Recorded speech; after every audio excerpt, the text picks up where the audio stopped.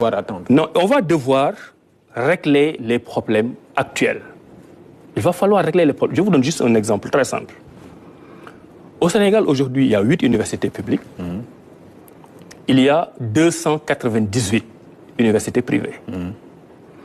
Je n'entrerai pas dans les détails techniques, mais sur les 298 universités privées, il y en a au moins une centaine, ce qui fait le tiers, qui ne remplissent pas les conditions d'agrément définitif, qui ne remplissent pas les conditions d'habilitation, qui ne remplissent pas les conditions d'accréditation. Et quand bien même on y avait affecté des étudiants qui étaient pris en charge par l'État. Si vous avez dans un pays une centaine d'universités, une centaine, qui ne remplit aucune condition, est-ce que vous devez venir embrayer sur cet existant-là négatif au point de continuer à porter préjudice aux étudiants et aux parents?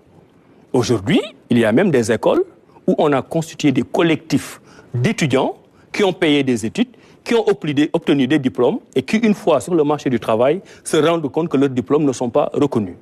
Mais nous sommes, ce gouvernement est en train de faire le travail. Nous avons les rapports sous notre table et très bientôt, on va commencer à en parler. Maintenant, notre approche, ce n'est pas l'approche du gendarme, du tout punitif où on va venir essayer de fermer toutes les universités. Nous allons tendre la main à tout le monde. Nous allons servir des mises en demeure. Nous allons discuter. Mais à la fin de la journée, nous devons avoir des établissements d'enseignement supérieur privés assainis au point que le parent qui choisit de mettre son étudiant dans une université privée sénégalaise a la garantie qu'au bout de la licence ou de la maîtrise, cet étudiant-là aura un diplôme d'égale dignité que celui qu'on trouve dans les universités publiques. Mais ça, vous ne nous avez pas entendu en parler depuis une année. Pourtant, c'est un travail de fond qui a été fait au niveau du ministère de l'Enseignement supérieur et de l'ANAQ-Sup qui est en train de faire un travail extraordinaire. Donc, si on n'a pas assaini dans ce milieu-là, ça veut dire qu'on va continuer encore à délivrer des diplômes qui n'ont aucune forme de reconnaissance. Mais deuxième exemple, les dépenses sociales. Pour moi, ce n'est pas un tabou d'en parler. L'université sénégalaise aujourd'hui consacre beaucoup de dépenses sociales.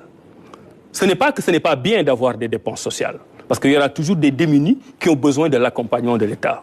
Mais la grande partie de l'investissement doit aller au pédagogique, à la recherche et à l'innovation. Aujourd'hui, un chiffre qui fait peur, parce que tout à l'heure, on a parlé des subventions. Mais là aussi, c'est une forme de subvention, mais qui n'est pas rationalisée. La restauration universitaire, les pavillons universitaires. Aujourd'hui, nous servons sur 31 restaurants sur l'ensemble du territoire national 30 millions de repas par année. 30 millions de repas par année, ce qui nous fait 45 milliards. Dans cela, l'étudiant qui est subventionné paye une partie minime, équivalent à peu près à 4,5 milliards. Donc l'État paye les 45 milliards. C'est un dû.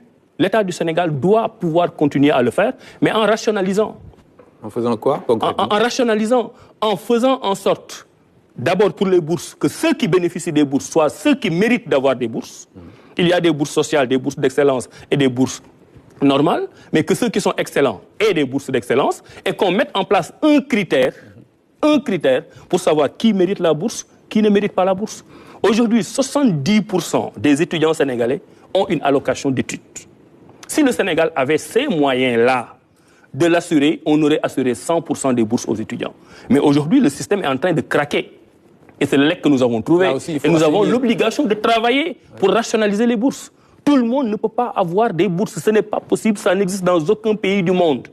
Ça ne veut pas dire qu'on remet en cause le principe des bourses, mais que ceux qui ont des bourses, que ceux qui méritent d'avoir des bourses aient des bourses, mais que ceux qui ne les méritent pas ne l'aient pas. Quand un étudiant ne remplit aucune condition sociale, aucune condition d'excellence, pourquoi on lui donnerait la bourse? La façon dont nous vivons dans les campus, c'est aussi aujourd'hui à rationaliser. C'est vrai que la majorité des étudiants ne sont pas logés, mais moi j'ai du mal avec le cumul. Je cumule et je ne vise aucune université. La dernière fois, les étudiants m'ont pris en grippe. Je ne cible aucune université. Mais j'ai du mal avec le cumul d'avoir une bourse. Parce que quand vous avez une bourse, c'est une subvention. C'est l'argent du contribuable sénégalais. Donc en plus, vous avez la bourse, vous avez le logement, deuxième subvention. Vous êtes subventionné pour la nourriture, troisième subvention. Vous êtes subventionné pour l'électricité, pour l'eau et pour tout le reste. Aujourd'hui, rien que pour l'eau et l'électricité, mais on est à 12 milliards de dettes pour le ministère de l'Enseignement supérieur. Qu'est-ce que vous envisagez de faire dans ce cas? Mais il faut décloisonner. Oui. À mon avis, nous devons entrer, et c'est là l'une